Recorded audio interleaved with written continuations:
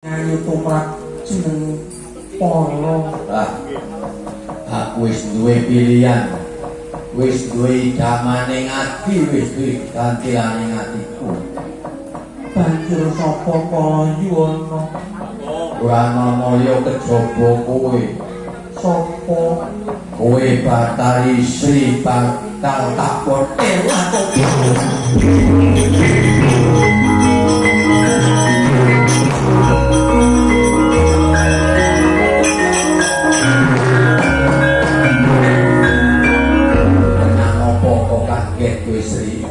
Kaget Polo, lah kok sliramu tresna marang aku Polo. Mongko aku wis dipundhut karo pukulung Bathara Wisnu.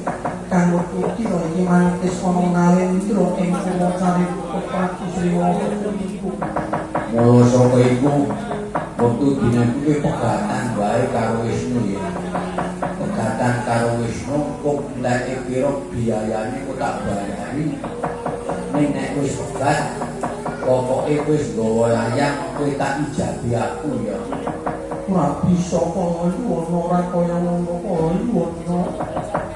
Aku bakal maneka marang Sri Damas Putri Dawati nalika ing Purwocari kok. Ora susah.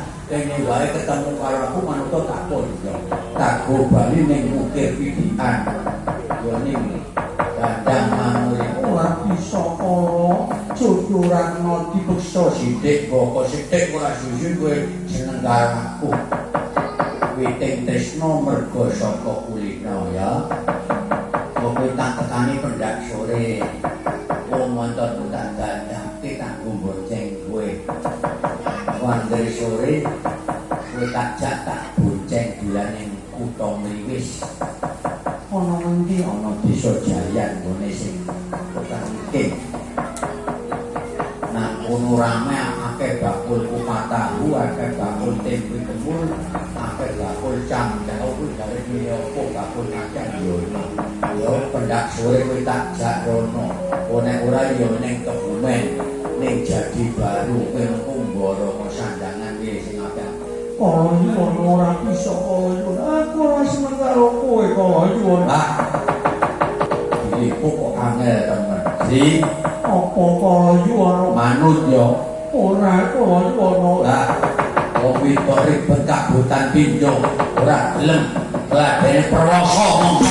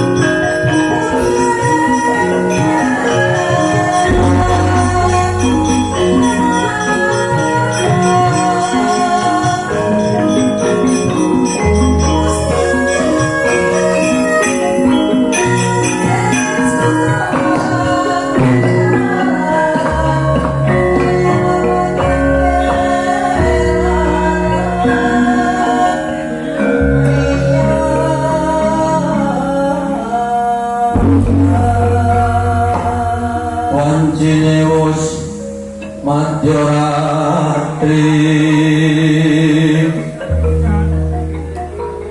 Titi Sonyo Purnama